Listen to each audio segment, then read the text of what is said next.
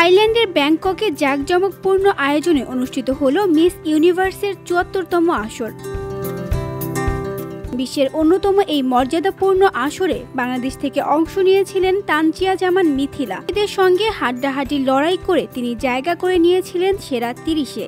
যদিও শেষ হাসিটা হাসা হয়নি, তবু বাংলাদেশের জন্য এটি একটি ঐতিহাসিক অর্জন। মিথিলার যাত্রাটি মোটেও সহজ ছিল না। প্রিলিমিনারি রাউন্ড থেকেই নিজের আত্মবিশ্বাস ও সৌন্দর্য দিয়ে বিচারকদের নজর কাড়েন তিনি। বিশেষ করে প্রিলিমিনারি পর্বে নীল রঙের বিকিনিতে সুইমস্যুট রাউন্ডে তার উপস্থিতি ভক্ত ও শুভাকাঙ্ক্ষীদের প্রশংসা কুড়ায়। পিপলস চয়েস ভোটিংয়েও তিনি বেশ এগিয়ে ছিলেন, যদিও ভোটিং নিয়ে তার কিছুটা হতাশা ছিল।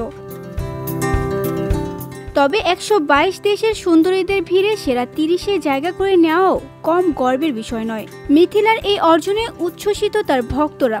মিস ইউনিভার্সের আয়োজকদের একাংশ মিসোলজি অফিসিয়াল মিথিলাকে ও বিশেষ অভিনন্দন জানিয়ে একটি পোস্টে লিখেছে, বাংলাদেশ এবং তানজিয়া জামান মিথিলাকে অনেক অভিনন্দন ইতিহাসের প্রথম প্লেসমেন্ট অর্জন এবং দেশের জন্য বড় সম্মান বয়ে আনার জন্য। তাদের বিশাল প্রচেষ্টা এবং সমর্থন বৃথা যায়নি।